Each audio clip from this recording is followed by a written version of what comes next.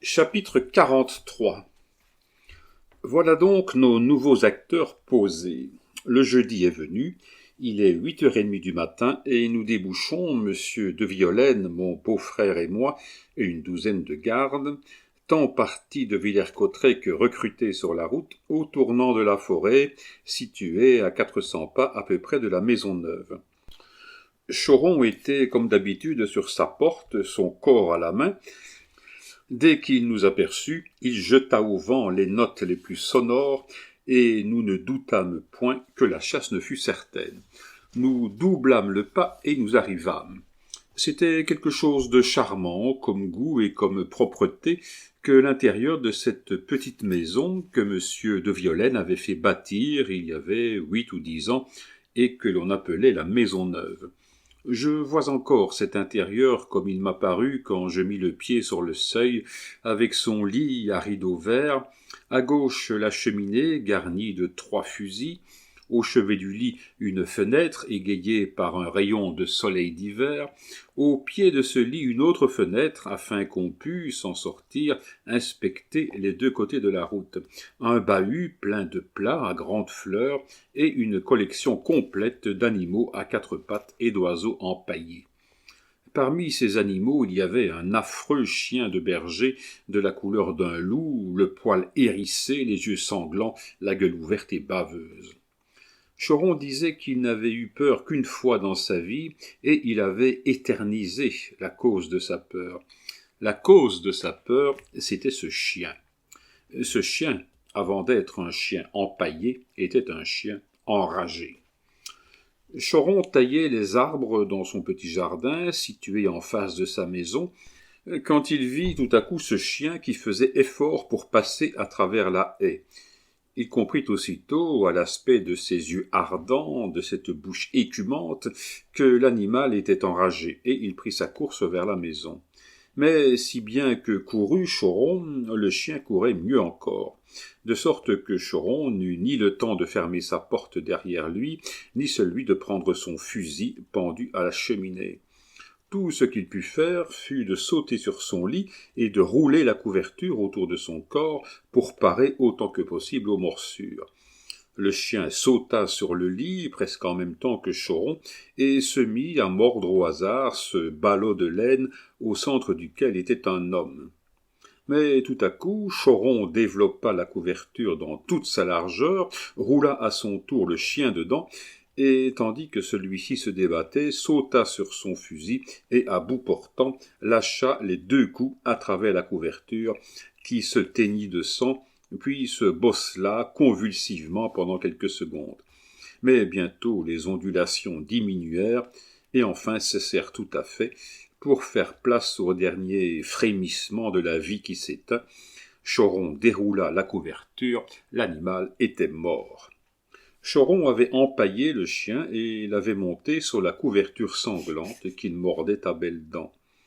En voyant l'animal, tout embaillé qu'il était, on comprenait que Choron eût eu peur. J'examinai tous les animaux les uns après les autres. Je me fis raconter leur histoire, depuis celle du premier jusqu'à celle du dernier. Je mangeai, tout en questionnant, un morceau de pain et de fromage. Je bus, tout en écoutant, 2 verres de vin, et je me trouvais prêt à partir encore avant les autres. En sortant, monsieur de Violaine me montra, au jardin de Choron, une porte de 6 pieds de haut, par-dessus laquelle il avait, au moment de la construction de la maison, vu sauter mon père, tout souffrant qu'il était à l'époque.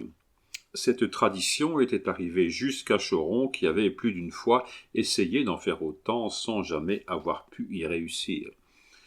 Ce qu'il y avait de particulier à ces chasses, composées en grande partie de gardes, c'était l'absence complète de craque. Que l'on me pardonne ce mot, il est consacré entre chasseurs. Chacun connaissait trop bien son voisin et était trop bien connu de lui pour lui en imposer par quelques-uns de ces honnêtes mensonges dont les habitués de la plaine Saint-Denis rehaussent leur mérite. On savait quels étaient les forts et les faibles, et l'on rendait toute justice aux forts. Mais aussi l'on était impitoyable pour les faibles. Au premier rang de ceux-ci était un nommé Niquet, surnommé Bobino, à cause de sa passion, nous parlons de son âge bien entendu, pour le jeu de toupie qui porte ce nom.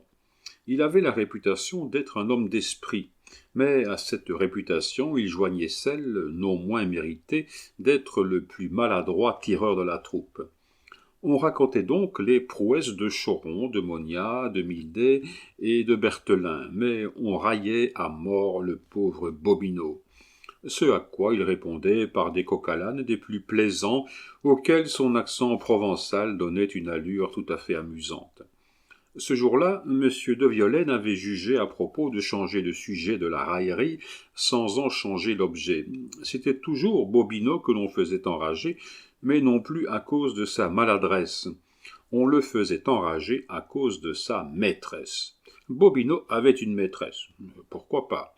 Cette maîtresse n'était pas belle. Chacun son goût. Cette maîtresse était justement la femme qui avait monté sur le marchepied du cabriolet du général Lallemand et qui lui avait craché au visage. « Voyons, Niquet, disait M. de Violaine, vous qui avez une femme grosse et grasse, quel charme trouvez-vous dans cette femme qui est sèche comme un clou ? Monsieur l'inspecteur, c'est pour les jours maigres. Si elle était jolie, insistait M. de Violaine, je comprendrais cela. Ah, monsieur l'inspecteur, vous ne savez pas. Mais des yeux rouges. Mais, monsieur l'inspecteur, vous ne savez pas. Mais des dents noires. Monsieur l'inspecteur, qu'est-ce qui fait le mérite des monstres de Breguet? Pardieu, c'est le mouvement. Eh bien, monsieur l'inspecteur, un mouvement Breguet, un mouvement à mettre dans un boîtier d'or. Tout le monde éclata de rire, je ris comme les autres, quoique je ne comprisse absolument rien à la réponse de Bobino.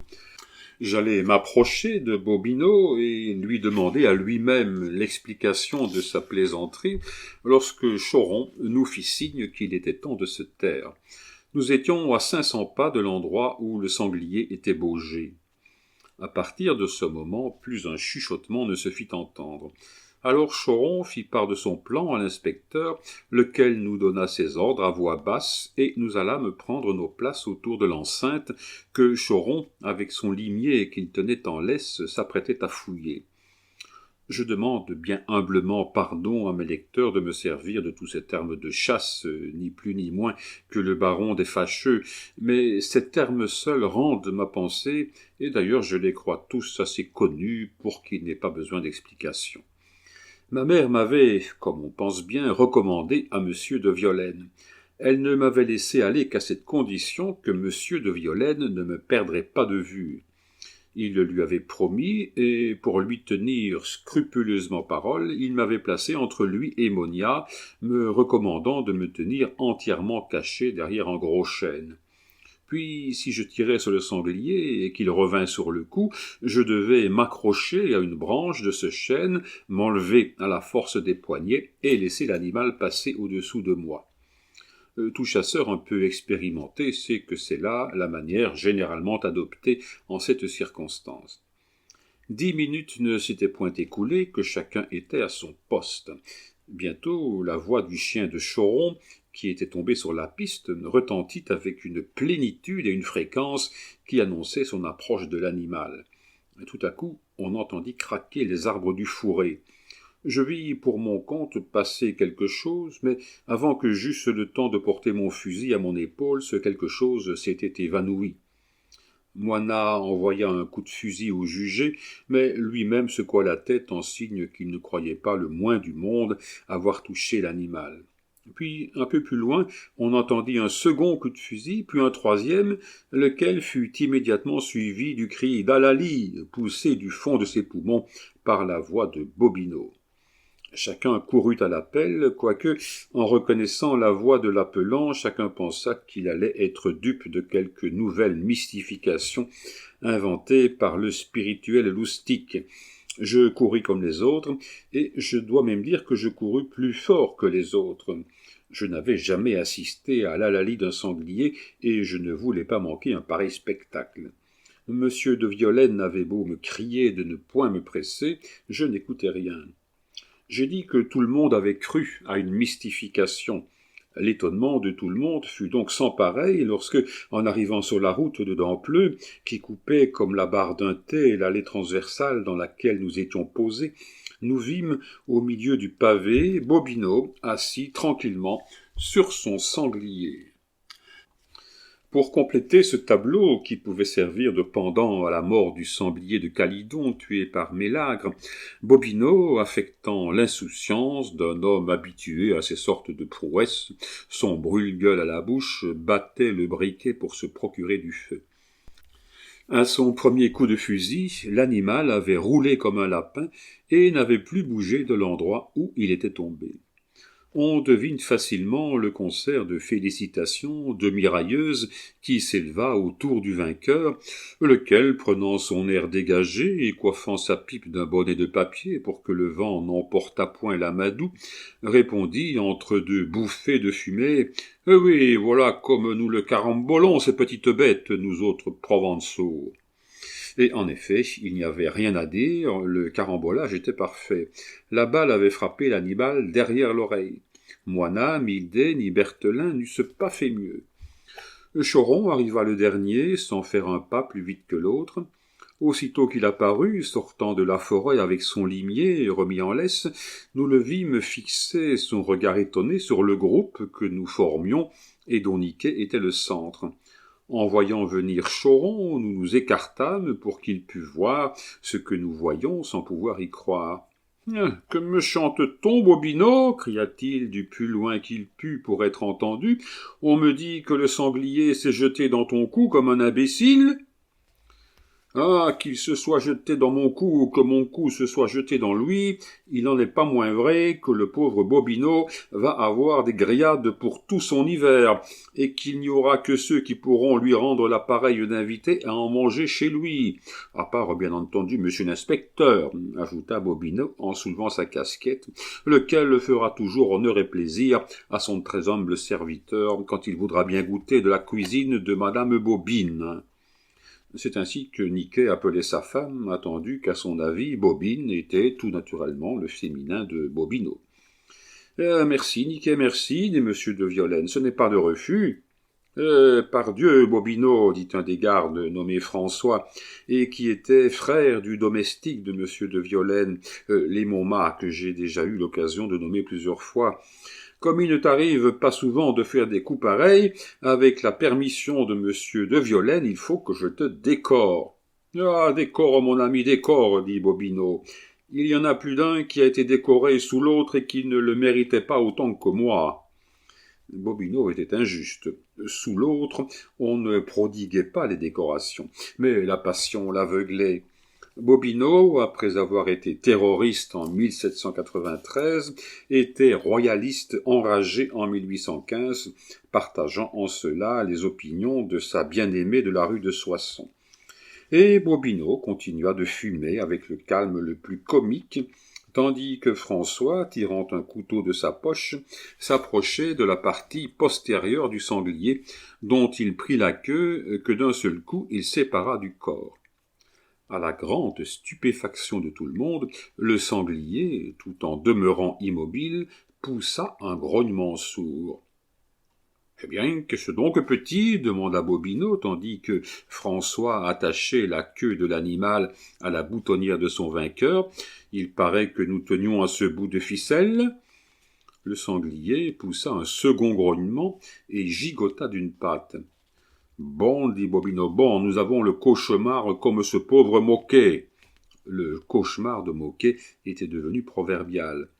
Non seulement ce n'est pas la mère Durand qui est assise sur notre estomac, c'est le père Bobino, et le père Bobino, quand il est installé quelque part, il n'est pas facile à déloger. À peine avait-il achevé ces paroles qu'il roulait à 10 pas de là, le nez dans la poussière, et son brûle-gueule brisé entre ses dents. Nous nous écartâmes tous, nous demandant s'il y avait tremblement de terre. Point. Le sanglier, qui n'était à ce qu'il paraît qu'étourdi par le coup, venait de se relever, rappelé à la vie par la saignée que lui avait faite François. et après s'être débarrassé de nous, comme nous venions de le voir, du fardeau qui pesait sur lui, se tenait debout, mais chancelant sur ses quatre pattes, comme s'il eût été ivre. « Ah, pardieu, dit monsieur de Violaine, laissez-le faire, il serait curieux que celui-là en revînt. » « Et non, ne le laissez pas faire, cria Choron, cherchant son fusil qu'il avait déposé dans un fossé pour rattacher son limier. Tirez dessus, au contraire, tirez dessus. Ah, je connais ces paroissiens-là, ils ont la vie dure. Tirez dessus, morbleu, et plutôt deux couquins où ils nous échappent. Mais il était déjà trop tard. Les chiens, en voyant le sanglier se relever, s'étaient jetés sur lui, les uns le tenant aux oreilles, les autres aux cuisses. Tous, enfin, réunis après sa peau, le couvraient si complètement qu'il n'y avait pas une place sur son corps large comme un écu où l'on pût loger une balle. Pendant ce temps, le sanglier gagnait tout doucement le fossé, entraînant avec lui la meute. Puis il entra dans le fourré, puis il disparut, poursuivi par Bobino, qui s'était relevé furieux et qui voulait, à toute force, avoir raison de l'affront reçu. « Arrête » criait Choron. « Arrête-le par la queue, Bobino, arrête !» Tout le monde se tordait de rire. On entendit 2 coups de fusil. « Allons bon, dit Choron, voilà l'animal qui va tuer nos chiens maintenant. » Mais on n'entendit aucun cri qui indiqua que la funeste prophétie de Choron se fût réalisée. Enfin, au bout d'un instant, on vit reparaître Bobino, l'oreille basse. Il avait manqué le sanglier de ses 2 coups, et le sanglier avait repris chasse, poursuivi par tous les chiens, dont on entendait les voix s'éloigner rapidement. Nous le chassâmes tout le reste de la journée. Il nous mena à 5 lieues de là, au taillis d'Ivors, et nous n'en entendîmes plus jamais parler. Quoique Choron eût fait savoir à tous les gardes de Villers-Cotterêts, non présents à l'accident, et même à tous ceux des forêts voisines, que si par hasard quelqu'un d'entre eux tuait un sanglier sans queue, et qu'il tint à avoir ce sanglier complet, il retrouverait cette queue à la boutonnière de Bobino. La chasse, bien certainement, avait été plus amusante que si elle eût réussi, mais elle n'avait aucunement rempli les intentions de l'inspecteur qui avait reçu l'ordre de détruire les sangliers et non de les anglaiser. Aussi, lorsque nous nous séparâmes des gardes, M. de Violaine indiqua-t-il une chasse pour le dimanche suivant, avec ordre de détourner d'ici là le plus de sangliers que l'on pourrait, afin que si l'on faisait buisson creux sur une garderie, on pût se jeter sur l'autre. Et tout en revenant avec M. de Violaine, je le caressai si bien qu'avec l'aide de mon beau-frère, qu'il aimait beaucoup, j'obtins de lui que je serais non seulement de la chasse suivante, mais de toutes les chasses à venir, à moins que l'abbé Grégoire, mécontent de moi, ne vînt mettre à mes plaisirs le fameux veto qui coûta si cher à Louis XVI.